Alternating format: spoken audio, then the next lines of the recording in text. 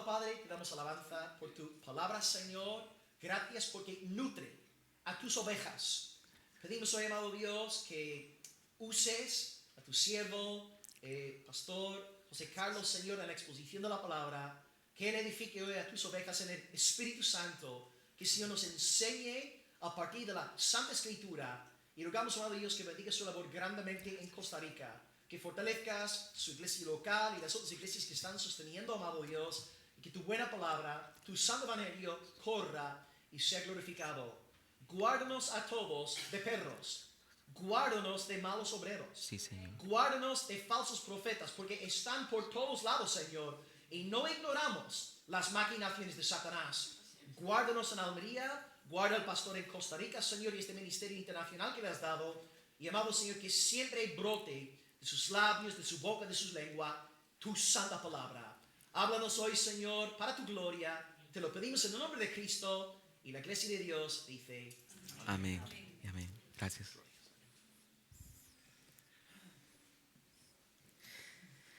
Bueno, muy buenas tardes, queridos hermanos. Que el Señor les bendiga. Quiero presentarme, dedicar unos minutos para presentarme brevemente. Mi nombre es José Carlos Alpizar.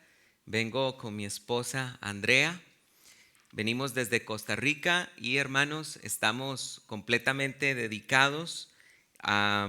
Tenemos una iglesia que estoy pastoreando en Costa Rica, tenemos otras más en el mundo, 3 en México, una en Chile, estamos levantando una en Finlandia, también una en Colombia, pero también el Señor me ha permitido desarrollar un ministerio que, indicaba bien el hermano Will, tiene que ver con relación a los peligros de los judaizantes, que son la secta más antigua de la historia del cristianismo. Ayer estuvimos toda la noche hablando sobre este tema y es muy, pero muy importante desarrollarlo. Yo debo ser sincero, la experiencia que he venido adquiriendo sobre este tema de los judaizantes me demuestra que difícilmente una congregación como esta está vulnerable ante ese tema, y yo la verdad es que le doy gracias al Señor por eso, y quiero decir brevemente por qué es que la iglesia no está tan vulnerable ante este problema. Sin embargo, alabo que el pastor Will ha dedicado también un espacio para hablar de este tema como una medicina preventiva ante la iglesia, sabiendo que siempre, lo indicaba bien él, no ignoramos las maquinaciones de Satanás, sino que la iglesia siempre tiene que estar lista ante estos temas.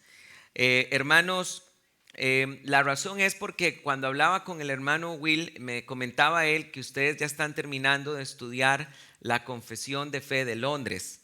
Y yo quiero decirles, hermanos, que esto es muy, pero muy importante, que el pastor de la iglesia dedique tiempo para que se pueda estudiar la Confesión de Fe, que por supuesto es una de las más antiguas que han salido de la Reforma Protestante. Hay otras más, está también la Confesión de Fe belga, la de Habsburgo, la de Westminster, la de Londres. Esto es excelente porque esto, queridos hermanos, les está dando a ustedes un marco doctrinal que protege a la congregación. Quiero decirles, hermanos, que en Latinoamérica acaba de ocurrir un caso escandaloso que hasta en los medios seculares, los noticieros, se denunció que un pastor en Perú, en vivo, se circuncidó frente a niños. Y bueno, esto ha sido escandaloso porque después de que se circuncidó, le entregó el micrófono a judaizantes y estos llegaron a atacar a la congregación y a decirle a todos los hombres que si no están circuncidados no son kosher, que es como, por decirlo así, santos, y le dijeron a las mujeres que se abstuvieran de tener relaciones sexuales con sus esposos si ellos no accedían a circuncidarse.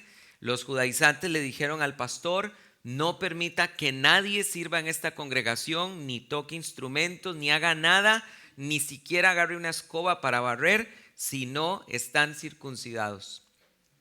Eso pasa porque precisamente la iglesia no sabe en qué creer. Y precisamente la confesión de fe, en este caso la de Londres, les da a ustedes un marco doctrinal que le dice claramente a la iglesia qué creemos sobre la Trinidad, qué creemos sobre las Escrituras y un montón de temas más que aparecen en las confesiones de fe históricas de la Reforma Protestante. Yo quiero decirles, hermanos, que esto que está haciendo el pastor Will es muy valioso y realmente motivo a toda la congregación para que entiendan el gran valor que esto tiene, porque esto no solo protege a la iglesia, sino que también le permite al mismo pastor, porque cualquiera de nosotros los pastores podemos errar, eso es un hecho, le permite al mismo pastor mantenerse dentro de un marco doctrinal que no le permita enseñar cualquier cosa que se le ocurra a uno o enseñanzas heterodoxas. Hermanos, por eso es que les digo que la iglesia puedo percibir que es poco vulnerable ante el ataque de esta secta que se llaman los judaizantes. Una secta antigua, veíamos ayer en la noche, la secta más antigua de la historia del cristianismo. Y es tan fácil judaizar que hasta el apóstol Pedro le pasó por un momento. Gálatas capítulo 2, versículo 14. Entonces todo esto, hermanos, es muy importante y yo realmente los motivo a que valoren estas cosas. También he visto las enseñanzas del pastor Will por su canal de YouTube. He tenido la oportunidad de compartir con él algunos programas también. Pueden escuchar mis enseñanzas en el canal de Teología Paulina, así se llama en YouTube, mi canal, Teología Paulina. Y he visto el hermano Will, su valentía de también denunciar mucha de la apostasía que está ocurriendo en el mundo entero. Y hermanos, eso realmente tenemos que valorarlo. La iglesia tiene que aprender a valorar cuando al pastor le importa la sana doctrina. Tienen que valorarlo, hermanos. Se los digo yo que he estado viajando, gracias al Señor, en diferentes partes de Latinoamérica. He visto mucha apostasía en los países que Dios me ha permitido visitar y realmente debemos orar y valorar el hecho de que haya un pastor en la congregación que le importe sacar el tiempo para estas cosas, pues sacar el tiempo para exponer y enseñar toda la confesión de fe, por ejemplo, de Londres, que veo que ya están terminando, es algo muy valioso. Es un tesoro que está protegiendo a la iglesia de apostasía, de la infiltración de sectas. Por eso, hermanos, los motivo a que sigan adelante en esto que el pastor les está a ustedes guiando. Hoy vamos a hablar con respecto a un tema muy importante que se llama la sola escritura. Y quiero pedirles que vayan conmigo, por favor, a Mateo capítulo número 4 para que podamos introducir este tema. Sola escritura es el tema que voy a estar compartiendo con ustedes hoy en esta tarde. Es el tema que el pastor Will me pidió que compartiera con ustedes. Bien, dice la Biblia así en Mateo capítulo 4 del 1 en adelante. Vamos a leer, dice así: Entonces Jesús fue impulsado por el Espíritu a subir al desierto para ser tentado por el diablo, y después de ayunar 40 días y 40 noches tuvo hambre. Y acercándose el tentador le dijo: ya que eres hijo de Dios, di que estas piedras se conviertan en panes. Pero él respondiendo dijo: escrito está, no solo de pan vivirá el hombre, sino de toda palabra que sale de la boca de Dios. Entonces el diablo lo lleva hasta la santa ciudad, lo puso en pie sobre el pináculo del templo y le dice: ya que eres hijo de Dios, échate abajo, porque está escrito: a sus ángeles mandará acerca de ti, y en sus manos te llevarán para que tu pie jamás tropiece en piedra. Jesús le dijo: también está escrito: no tentarás al Señor tu Dios. Nuevamente lo lleva el diablo, esta vez a un monte muy alto, y le muestra todos los reinos del mundo y la gloria de ellos, y le dijo: todo esto te daré si postrado me adorares. Pero Jesús le dice: apártate, Satanás, porque está escrito: al Señor tu Dios adorarás y a Él solo servirás. Entonces lo dejó el diablo, y he aquí unos ángeles se acercaron y lo servían. Hermanos, este pasaje es quizás de los más reconocidos que hay en la Biblia, y es muy importante porque aquí estamos aprendiendo algo muy, pero muy elemental y muy importante. Y es, hermanos, que la Biblia es la arma que tenemos nosotros para poder resistir toda tentación de parte del enemigo. 3 veces Satanás quiso tentar a Jesús, y en 3 ocasiones el Señor Jesucristo citó el libro de Deuteronomio, y las 3 veces fueron Deuteronomio. Y las 3 veces Jesucristo utilizó esta fórmula: escrito está. Por esa razón, hermanos, es que el enemigo está tan, pero tan interesado en que nosotros dejemos de leer la Biblia, nosotros ya no tengamos tiempo para leerla.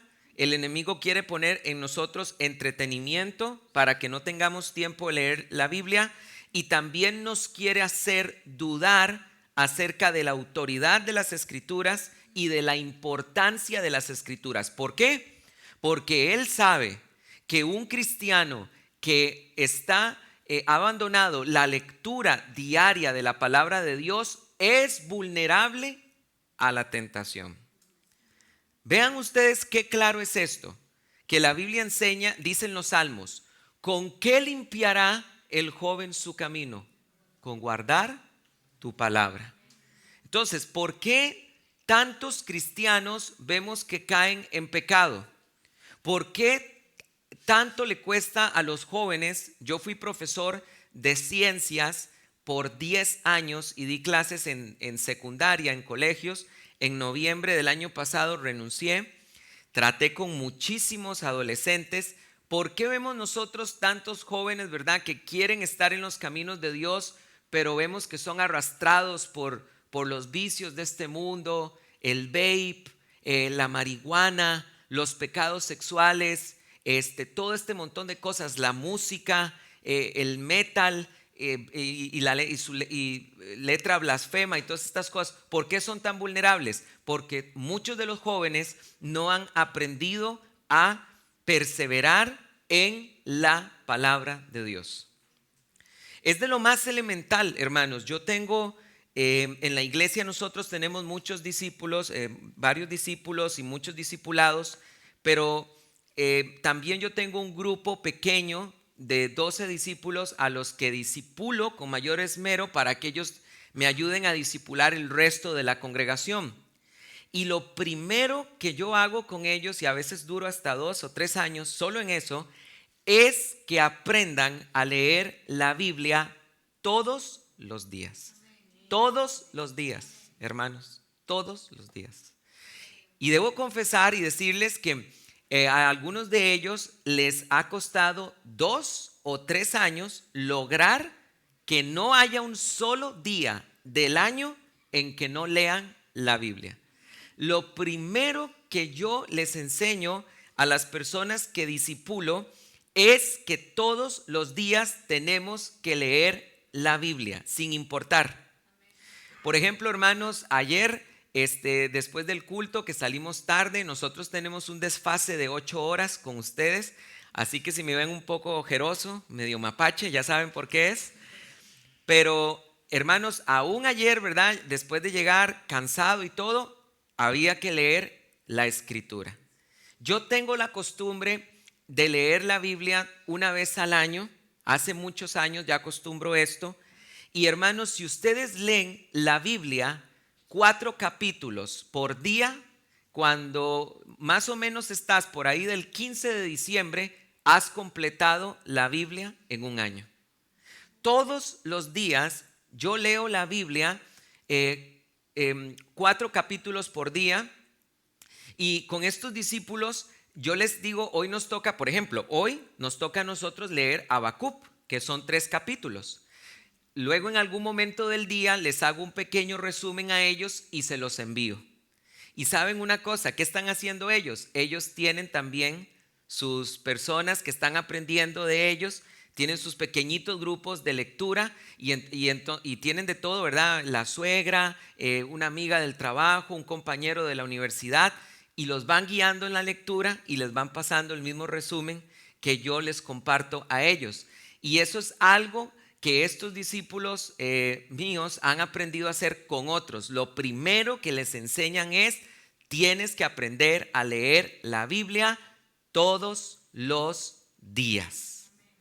Todos los días. Hermanos, inclusive más o menos por ahí ya del 15 de diciembre, cuando terminamos de leer toda la Biblia, aprovechamos aún esos 15 días que quedan, no para vacaciones, sino que los aprovechamos para leer algún libro importante. Por ejemplo, leemos alguno de los padres apostólicos, leemos la Didaché o la carta de Clemente Romano o algún texto importante del cristianismo primitivo en esos 15 días que quedan. Y el 1 de enero, hoy nos toca empezar a leer Génesis del 1 al 4 y así vamos hasta que termine el año.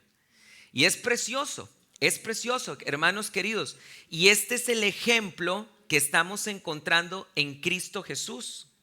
Cristo resistió estos ataques del enemigo diciéndole a Satanás: escrito está, escrito está, escrito está. Y de la misma manera nosotros tenemos que aprender este ejemplo. Hoy vamos a hablar del tema de la sola escritura, pero tenemos que comprender, hermanos, el valor de la Biblia en nuestra vida. Es más, la gente, dice la Biblia, que la fe viene por el oír, y el oír de la palabra de Dios.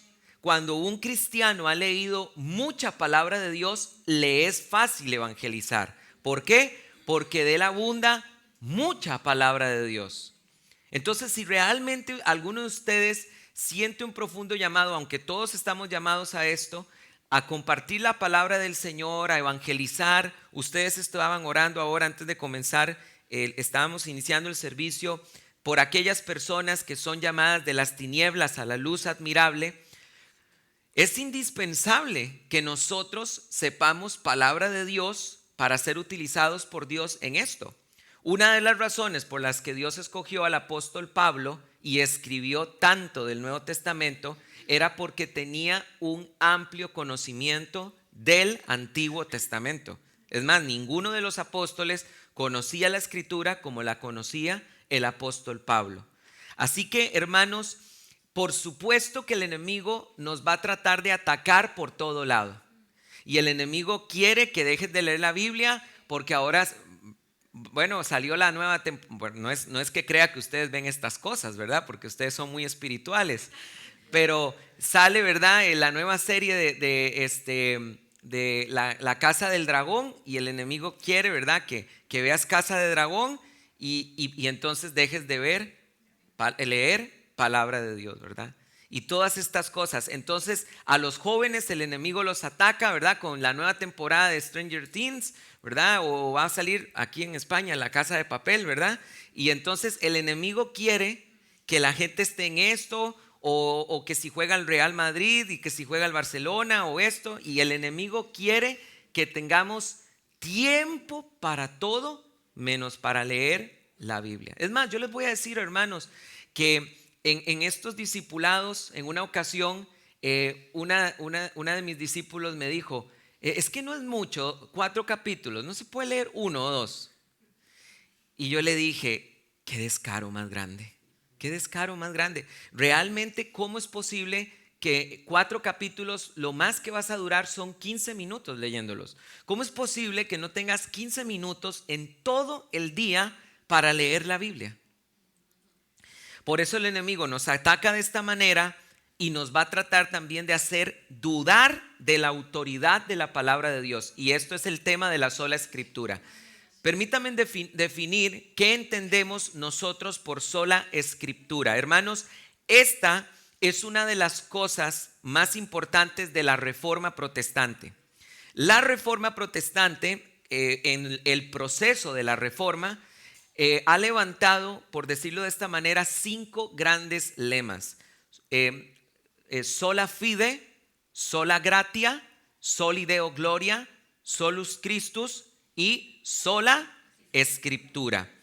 Y estas 5 solas responden a una realidad que contrasta contra el catolicismo romano.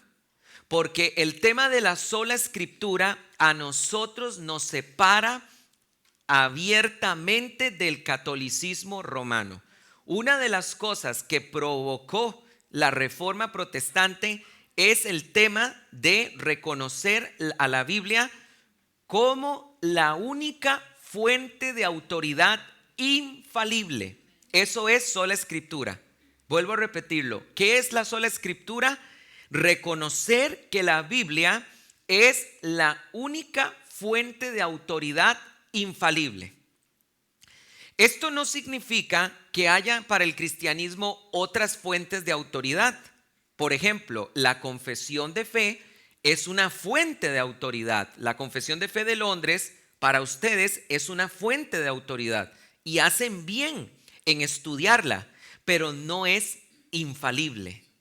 ¿Se entiende? Es fuente de autoridad, pero no es infalible, porque nosotros los cristianos, en todas las denominaciones protestantes que puedan haber, estamos de acuerdo que solo la Biblia es fuente de autoridad infalible. Pero esto nos separa abiertamente del catolicismo romano, porque el catolicismo romano sostiene lo que se conoce como el trípode católico. ¿Y qué es el trípode católico? El trípode católico sostiene que la verdad descansa en la escritura, la tradición y el magisterio de la iglesia. Y este es nuestro gran desacuerdo con el catolicismo romano.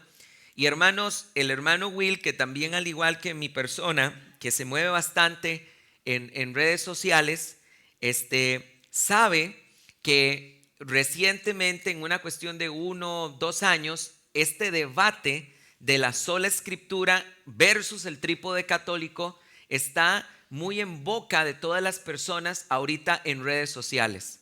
Y déjenme decirles que esto no es poca cosa, porque hermanos, miren, las redes sociales no debería ser así, pero lastimosamente se han convertido en la cátedra de las personas, en todos los aspectos y en todas las aristas. Por ejemplo, hasta en la política.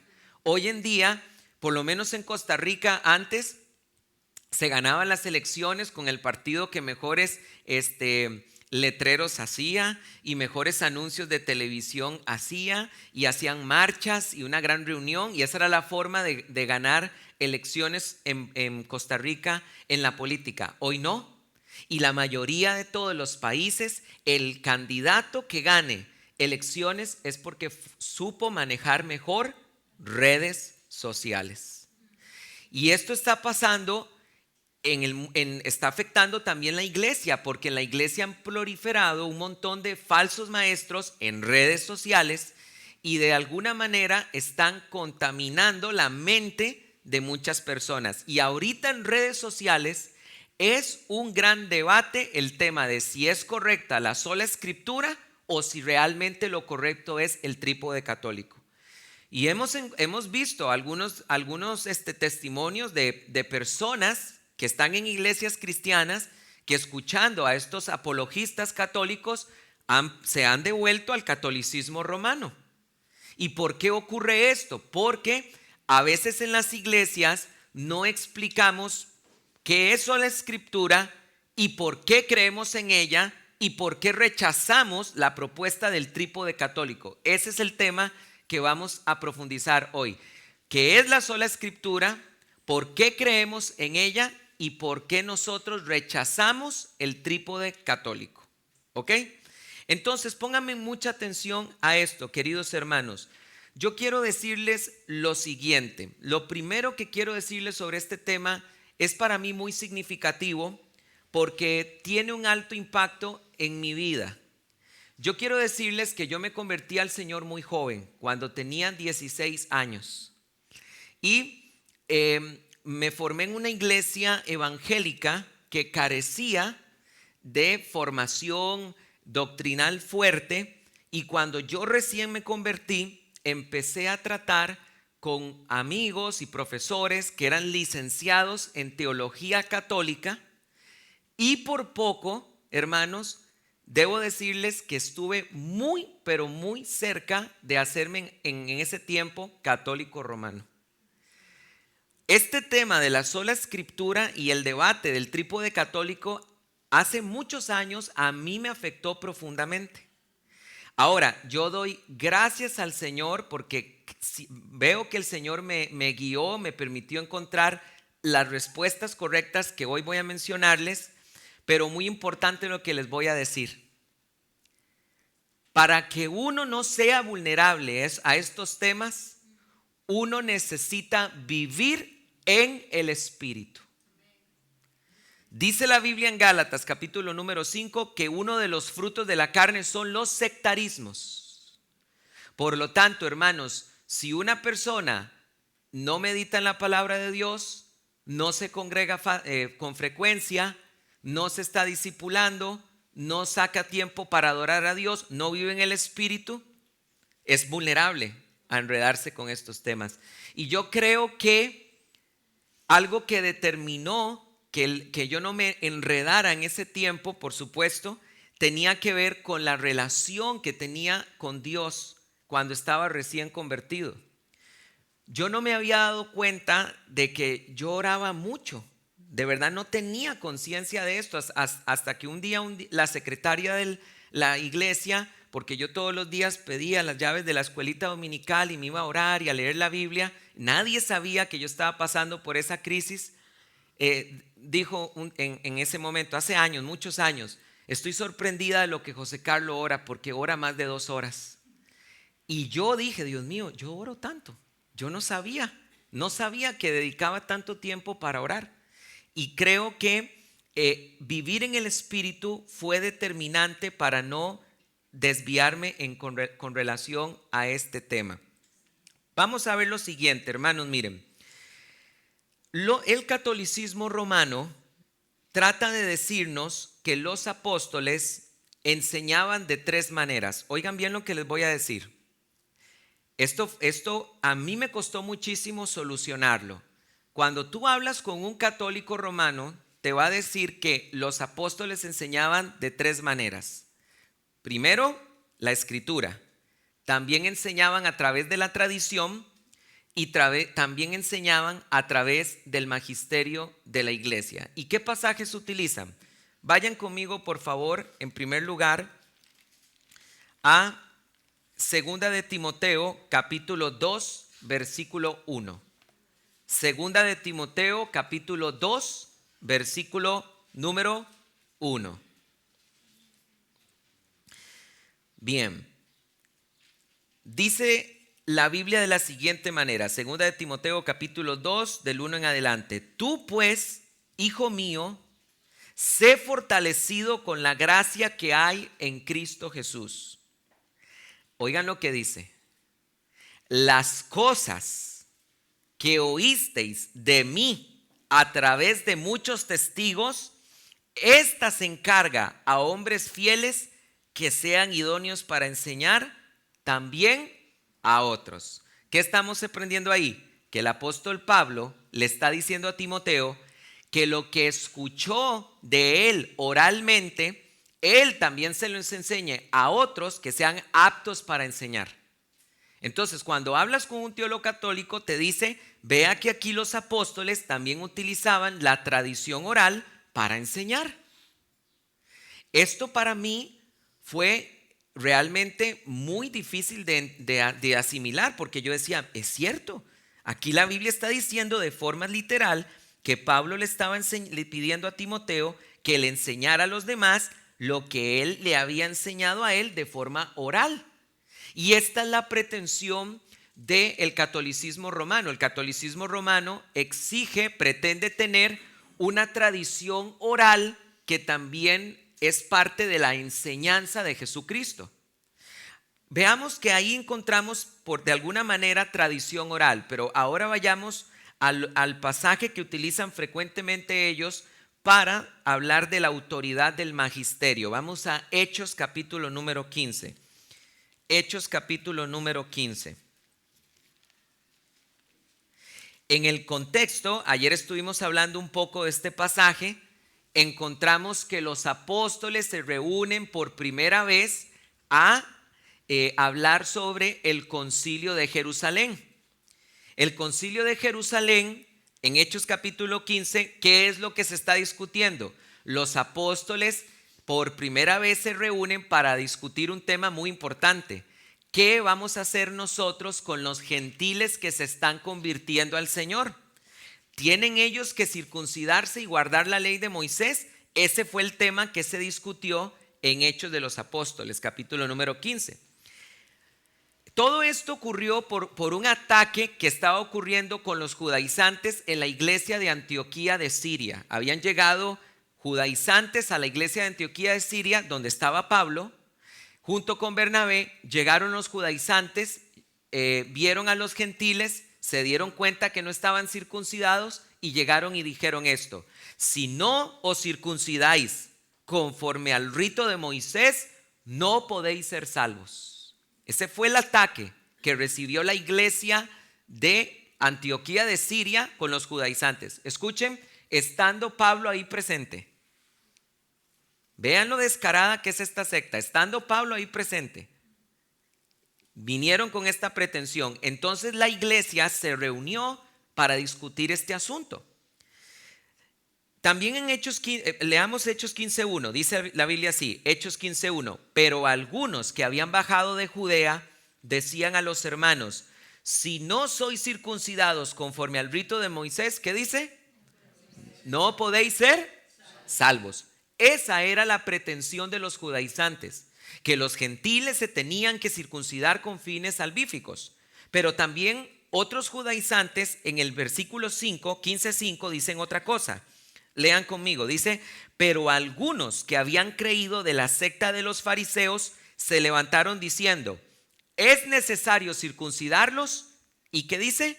Y que guarden la ley de Moisés. Entonces vean que las pretensiones de los judaizantes eran tres. Los que habían bajado a Siria decían que la circuncisión era necesaria para salvación. Otro grupo del partido de los fariseos, que eran creyentes, decían que la circuncisión era necesaria, pero no con fines salvíficos. Vean que el versículo 5 no dice en ningún momento que sea para salvación. El versículo 5, leámoslo de nuevo. Pero algunos que habían creído de la secta de los fariseos se levantaron diciendo: es necesario circuncidarlos y mandar que guarden la ley de Moisés. Pero nunca dijeron que esto era para salvación. Así que las pretensiones judaizantes eran de diferente tipo. Un grupo estaba diciendo que la circuncisión era necesaria para salvación. Otros estaban diciendo que era necesaria, pero no para salvación. Y también al mismo tiempo estaban diciendo que era necesario guardar la ley de Moisés, pero no para salvación. Bueno, los apóstoles se reúnen, discuten este asunto. ¿Quiénes se reúnen? Los apóstoles, ¿verdad? Podríamos decir que este es el colegio apostólico. Están reunidos los apóstoles con los presbíteros y ellos envían una carta. Ahora pasen conmigo al versículo capítulo 15, versículo 23. Los apóstoles, el colegio de los apóstoles, los 12 apóstoles junto con Pablo, escribieron esta carta y dice lo siguiente: y escribir por mano de ellos, y esto es lo que dice la carta: los hermanos apóstoles y ancianos, a los hermanos de entre los gentiles que están en Antioquía, Siria, Cilicia, saludos. Por cuanto oímos que algunos de nosotros, a los cuales no hemos comisionado, oigan lo que hacen los judaizantes, os inquietaron con palabras, perturbando vuestras almas, nos pareció bien, llegando a estar unánimes, elegir a unos varones y enviarlos a vosotros con nuestros amados Bernabé y Pablo. hombres que han expuesto su vida por el nombre de nuestro Señor Jesucristo. Así que hemos enviado a Judas y a Silas, y ellos informarán de palabra las mismas cosas, porque ha parecido bien al Espíritu Santo y a nosotros no imponeros carga alguna, excepto estas cosas necesarias: que os abstengáis de lo sacrificado a los ídolos, que de cosas ahogadas, de fornicación, de sangre. Bien haréis en absteneros de tales cosas. Tened salud. ¿Qué es esto, hermanos? Esta es la respuesta oficial del Colegio de los Apóstoles para el problema que había ocurrido en las iglesias de Siria. Quiero hacerles una pregunta, porque estoy en este momento diciéndoles los argumentos que utiliza el catolicismo romano. Ya vamos a ver por qué no estamos de acuerdo. Esta resolución de los apóstoles era ¿apelable o inapelable?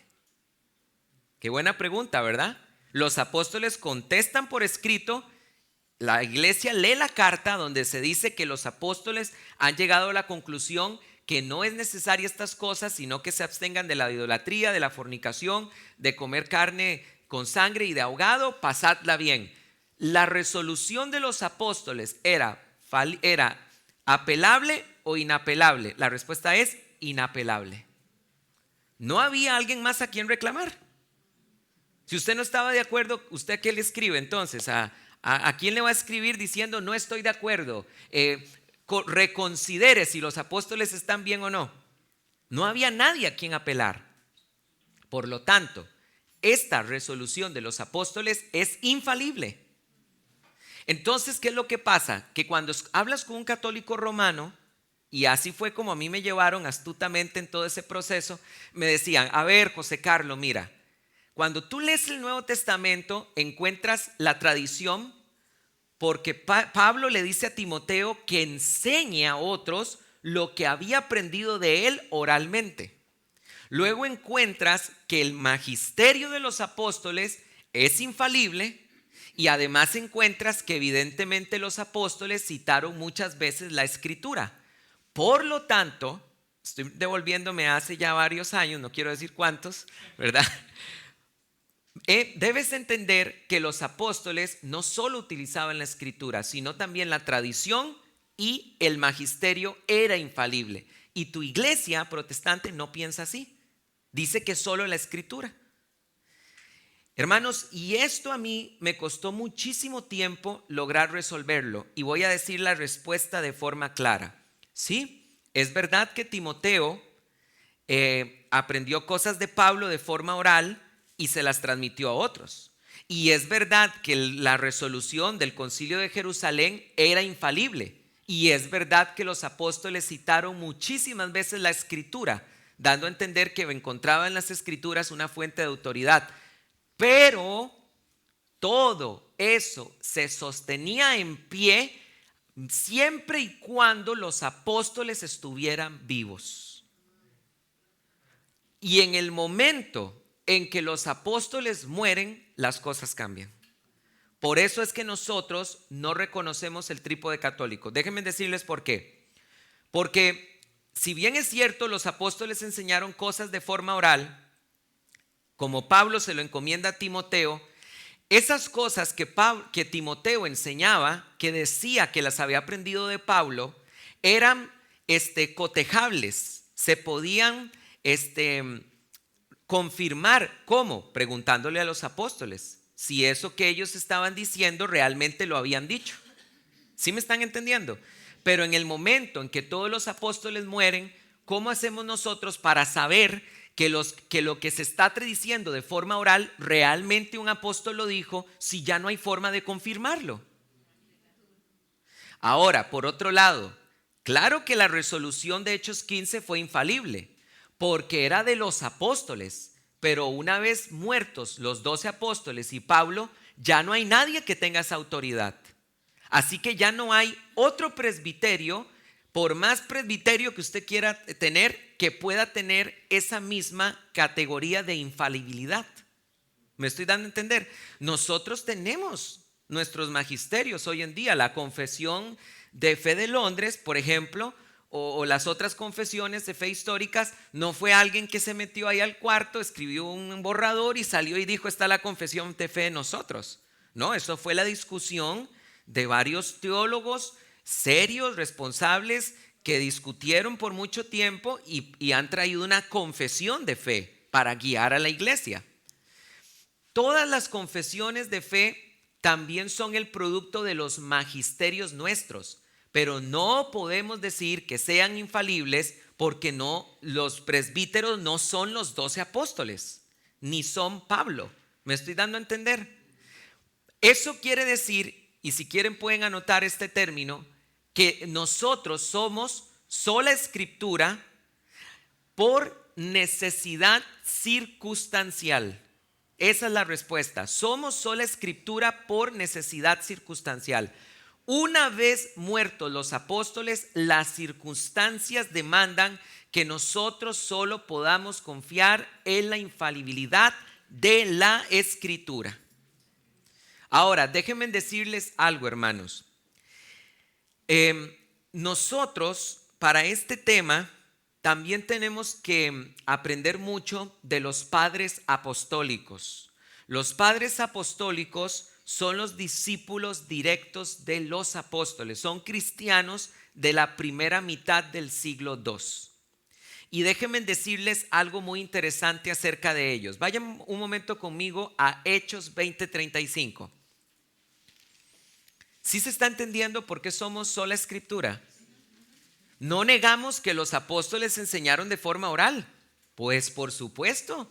Es más, lo dijo el pastor Will, el primer texto del Nuevo Testamento es Gálatas. Gálatas se escribió en el año 49. Eso quiere decir que los primeros 15 años de la historia, más de 15 años de la historia del cristianismo, no había un solo texto neotestamentario. Pero el cristianismo fue funcional. ¿Por qué? Porque descansaba en la autoridad de los apóstoles. Efesios 2:20, edificados sobre el fundamento de los apóstoles y profetas, siendo Jesucristo mismo la piedra angular. Entonces, esta es la diferencia entre la fe católica romana y nuestra fe, que nosotros estamos apegados a lo que los apóstoles dijeron, y de ninguna manera vamos a permitir que otro, por más presbítero, obispo o lo que quiera decir que sea, ponga otro fundamento que no pusieron los apóstoles. Amén. Ahora, vean qué interesante esto que dice la Biblia en Hechos 20:35. Esto es muy, pero muy interesante. Dice la Biblia así: entonces, en todo os mostraré que trabajando así, aquí está hablando el apóstol Pablo, es necesario socorrer a los débiles y recordar, ojo acá lo que dice la Biblia, y recordar las palabras del Señor Jesús, pues Él mismo dijo: más bienaventurado es dar que recibir. Ojo lo que Pablo está diciendo.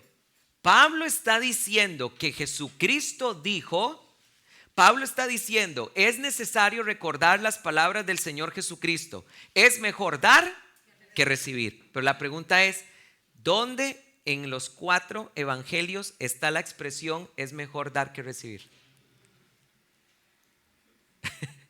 No está.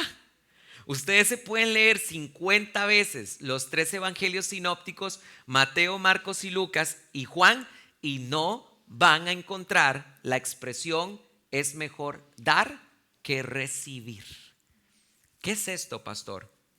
Apunten este término. Esto se llama ágrafe.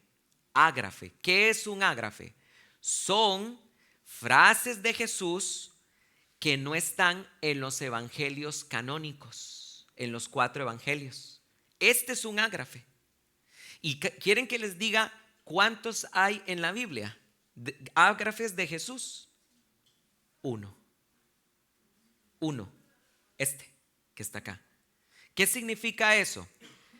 Esto es un golazo contra el catolicismo romano. Porque si realmente los apóstoles tenían la pretensión de darnos la cátedra de Jesús a través de la escritura, Y a través de la tradición oral, como lo pretende el catolicismo romano, deberíamos encontrar múltiples ágrafes. Pero resulta que esto es completamente atípico en la Escritura.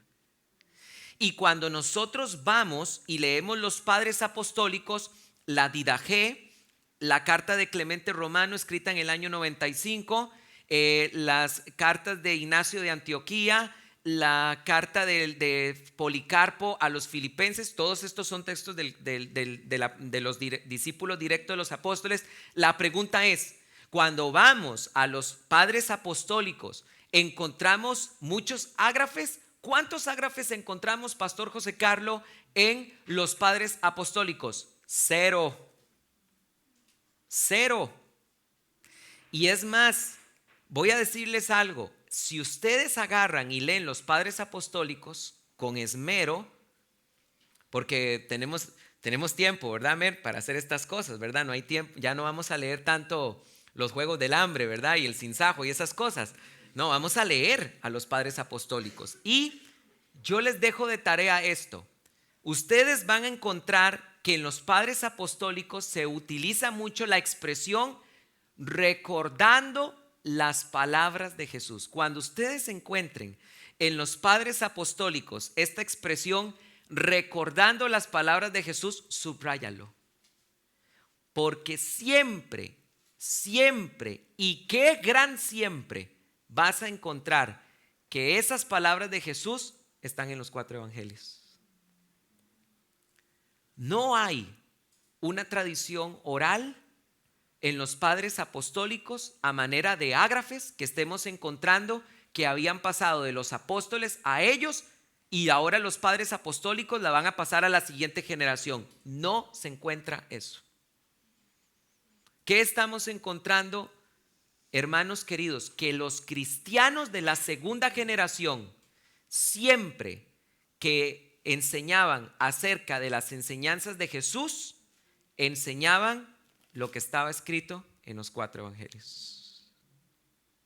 Eso es la grandeza de la iglesia protestante. Porque nosotros, hermanos, no comemos cuentos. Nosotros no comemos cuentos. El tema de la tradición y tratar de darle validez a la tradición, vamos a dejarlo claro, ha sido solamente para levantar un montón de doctrinas contra la cátedra de los apóstoles, la doctrina del purgatorio, la Inmaculada Concepción, la Ascensión de María, un montón de tradiciones que ni siquiera se encuentran en los cristianos de las 3 primeras generaciones, sino que los encuentras en el 4.º siglo, en el 5.º siglo, a veces algunas aún más posteriores. Y con este cuento de que hemos recibido la tradición, ha servido para levantar un montón de doctrinas que son contrarias a las Escrituras. Por eso, hermanos, es que les debo decir esto con toda libertad. De las 3 expresiones que hay del cristianismo, catolicismo ortodoxo, que es la iglesia griega, catolicismo romano y protestantismo, no cabe la menor duda que la fe protestante es la que más se apega a la fe de los apóstoles. Nosotros rechazamos doctrinas que no son apostólicas. ¿Cuántos dicen amén a eso? No lo dijeron los apóstoles, a otro con ese cuento. A mí me pasó en un debate con un judaizante, estábamos en un debate con un judaizante sobre el tema del Shabbat y llegó y hace este judaizante: yo digo que en el cielo también se guarda Shabbat. Y yo, porque si usted ve, dice el judaizante, en Éxodo capítulo número 16, en el 7º día no caía maná del cielo. ¿Por qué? Porque el cielo también guarda Shabbat. Dice esto el judaizante. Entonces le digo yo, ¿cuál de los apóstoles interpretó Éxodo 16 de la forma en la que tú lo haces? ¿Cuál? ¿Dónde está eso?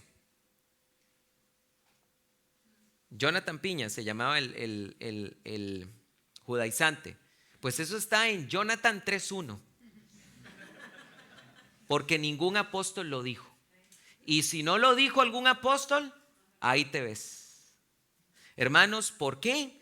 porque nosotros tenemos que edificar, vuelvo a insistir, nuestra fe en el fundamento de los apóstoles. Es Jesucristo mismo la piedra angular. Amén. De verdad que esto es un desastre, el tema de la tradición oral. Miren, el catolicismo, a veces escuchamos que el catolicismo romano tiene la pretensión de decir que ellos existen desde el tiempo de Jesucristo. Ustedes han escuchado eso, ¿verdad? Y les encanta decirnos a nosotros, los protestantes, a ver, ¿cuándo nació tu iglesia? Como si la de ellos viene desde los apóstoles, ¿verdad? Directo. Y a veces no sabemos cómo refutar ese tema. Pero vean, déjenme darles un ejemplo para que vean realmente lo que pasó con el catolicismo romano. Ustedes saben que Israel tuvo 3 grandes reyes, ¿verdad? Los primeros 3 grandes reyes. A ver, ¿cuáles fueron? Los 3. Saúl. Estamos bien afilados, pastor, lo felicito. No, de verdad no es. Yo he ido a otras iglesias y pregunto esto y, pastor, bueno, vamos a ver, ¿verdad? Bueno, no, los felicito. Claro, cada uno de ellos gobernó 40 años. Bien, tenemos 120 años. 40, gobernó Saúl 40, David 40 y Salomón 40. ¿Qué es esto? Esto se llama el Israel indiviso. No divisible, no se ha dividido. Bueno, pero ¿qué pasa? Que Salomón, ayer hablamos de Salomón un rato en la noche, ¿verdad? Sabemos que le encantaban las princesas del desierto, ¿verdad? Y entonces, pues Dios lo juzga, lanza un juicio sobre él y le dice que uno de sus hijos va a dividir el reino. Y viene Roboam, toma el reino, le vienen a pedir paz, los ancianos le dicen, ofréceles paz, reduce el yugo sobre ellos. Vienen los jóvenes y le dicen, no, di que si tu papá los castigó con látigos, tú los vas a castigar con escorpiones, y diles que tu dedo gordo es más grande que los lomos de tu padre. Queridos jóvenes que están aquí presentes, aprendan a escuchar a los ancianos de la iglesia. Porque vino Roboam en el año 930 y escuchó a los jovencitos y se le dividió el reino en 2. Y a partir de ahí surgió Israel del norte, Israel del sur. Bien, ¿qué pasa con la iglesia? Bueno, que también la iglesia antes del 1054, esta fecha es muy importante, la iglesia no estaba todavía dividida. Pero en el año 1054 ocurre lo que se llama el cisma de Oriente y Occidente. ¿Qué fue lo que pasó? La iglesia primitiva tenía 5 grandes patriarcados: el patriarcado de Jerusalén, de Antioquía de Siria, de Alejandría, de Constantinopla y Roma. Eran, por decirlo así, las grandes iglesias de la iglesia primitiva, donde habían grandes misiones y grande influencia. Pero resulta que siempre la iglesia en ese tiempo, los 5 obispos se consideraban iguales entre ellos, pero el obispo de Roma fue el que quiso enseñorearse sobre ellos. Y esta es una de las razones por las cuales la iglesia se divide en Occidente y Oriente. Y ahí es, en el 1054, donde, queridos hermanos, surge lo que podemos llamar catolicismo romano, tal y como lo conocemos hoy en día. Porque lo que había antes era iglesia indivisa. Entonces, ¿por qué estoy diciendo estas cosas, queridos hermanos? Vean, porque ni siquiera los dogmas marianos, como por ejemplo la Asunción de María o la Inmaculada Concepción, ni siquiera los católicos ortodoxos la creen. Y ellos se dividieron en el 1054. ¿Por qué los católicos ortodoxos no creen en la Inmaculada Concepción y en la Asunción de María? Porque esos cuentos son posteriores al cisma. Pero resulta que ellos dicen que vienen recogiendo una tradición desde los mismos apóstoles. Pues qué lindo cuento. ¿Por qué los ortodoxos no creen en eso también? ¿Por qué los ortodoxos no creen en que María ascendió a los cielos y que María nació sin pecado? ¿Por qué ellos no creen eso? Porque eso es un cuento de los católicos romanos muy posterior a través de la tradición, pero no de una tradición trazable. Eso es insostenible. Ningún católico romano estas cosas te las va a poder demostrar diciendo, mira, es que si agarras a los padres apostólicos de la segunda generación y si luego agarras a los padres apologistas que son la tercera generación y así ininterrumpidamente vas a ver que todos ellos creyeron en la Inmaculada Concepción. Nada de eso. Eso es un cuento que surgió muy posterior. ¿Creen los católicos ortodoxos en el purgatorio? Tampoco. Los católicos ortodoxos no creen en el purgatorio. ¿Por qué? Porque eso se lo inventaron con el cuento de la tradición después aún del cisma del 1054. Por eso, hermanos, es que yo quiero terminar este mensaje haciendo eco en las palabras del apóstol Pedro, que es la grandeza de la iglesia protestante. Tenemos la palabra profética más segura, a la cual haremos bien en estar atentos. Y esto es lo que yo, queridos hermanos, les digo a ustedes hoy como iglesia. Hermanos, bien haremos en recordar esas palabras del apóstol Pedro. Vean qué claro es esto. Ahí Pedro, está dejando claro otro tema que es importante, que es, por decirlo así, es otro concepto que es prima escritura. Nosotros no solo somos sola escritura, sabemos que la escritura es la única fuente de autoridad infalible, pero también somos prima escritura en el sentido de que, como mencionaba anteriormente, hay otras autoridades, ¿verdad? Por ejemplo, las confesiones de fe son autoridades, no infalibles, pero son fuente de autoridad. Pero siempre el cristiano irá primero a la escritura, a la palabra. Por eso terminemos este mensaje leyendo, vamos todos para allá, para segunda de Pedro, y termino con este verso, segunda de Pedro 1, 19 y 20. Antes de leerlo, ¿se acuerdan que les dije que esto fue una crisis de fe? Claro, yo por mucho tiempo no pude solucionar eso de que Timoteo había recibido tradición oral y que el concilio de los apóstoles había sido infalible. Pero una vez después de que llegué a las respuestas satisfactorias que he compartido con ustedes, la pregunta se la devolví yo a los católicos y les dije, bueno, esta es la respuesta. Somos sola escritura porque una vez muertos los apóstoles no es trazable ni cotejable la tradición y el magisterio. Ahora te toca a ti tienes que demostrarme que la tradición es cotejable. Tienes que demostrarme que puedes garantizar con un mecanismo que lo que la tradición viene enseñando es realmente lo que los apóstoles dijeron. Tienes que demostrármelo. Ninguno pudo. No lo pueden hacer. Otra cosa, me tienes que demostrar que ahora un magisterio que no está conformado por los apóstoles es igual de infalible. Hazlo, demuéstralo. No lo pueden hacer. ¿Por qué? Porque inclusive cuando empiezas a leer los documentos de la iglesia primitiva, vas a encontrar una discusión, por ejemplo, que hubo con respecto a de la Pascua entre los obispos.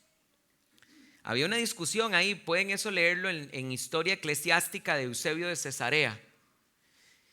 La iglesia de Oriente decía que había que hacer un ayuno pascual en tales fechas, la iglesia de Occidente decía otra cosa. Resulta que hubo una discusión entre los obispos y llegó el obispo de Roma, que ya en el siglo IV ya tenía así como aires de grandeza, ¿verdad? Y quiso quitar la comunión a todos los obispos de Oriente. De Occidente, pero sí, de Oriente. ¿Saben qué hicieron el resto de los obispos? Cuando uno lee a Clemente, hermanos, le pegaron una regañada industrial al obispo de Roma por tener esas pretensiones y no se lo permitieron. Qué diferente, ¿verdad? Con el tema de la infalibilidad papal, ¿verdad? Lo pusieron en su lugar y le dijeron, cálmate, no puedes hacer eso. No hay forma de demostrar históricamente que un magisterio que no fue el de los apóstoles, en algún momento la iglesia lo consideró infalible. Dice la Biblia en 2 de Pedro 1, 19 y 20, y termino con estas palabras. Tenemos también la palabra profética más segura, a la cual hacéis bien en estar atentos, como una antorcha que alumbra en el lugar oscuro hasta que el día amanezca y el lucero de la mañana salga en vuestros corazones, sabiendo esto, que primero, que ninguna profecía de la Escritura produce una explicación privada, porque la profecía nunca fue traída por voluntad humana, sino que los hombres hablaron de parte de Dios, impulsados por el Espíritu Santo. Pero si a mí me preguntan, ¿pero por qué usted cree que la Biblia sí es infalible? Porque es inspirada por el Espíritu Santo. Amén. Le damos un aplauso al Señor por eso, hermanos. Gracias, Señor. Y esto es lo que nosotros creemos, y gracias al pastor Will por haberme permitido compartir hoy este mensaje, porque fue recordar una travesía de mi juventud con respecto a este tema. Queridos hermanos, solamente recordarles que también traje algunas copias de este libro que se llama Gálatas, verso a verso. Este es mi segundo libro. El primero lo escribí, se llama Contra los judaizantes. Este se llama Gálatas, verso a verso, los peligros de judaizar. Y viene también uno para ellos mismos, ¿verdad? Los judaizantes, el tercero, se va a llamar Raíces Hebreas. Los queremos mucho a los judaizantes, por eso les escribimos mucho. Así que ahí mi esposa va a estar al final por si alguno de ustedes quiere una copia.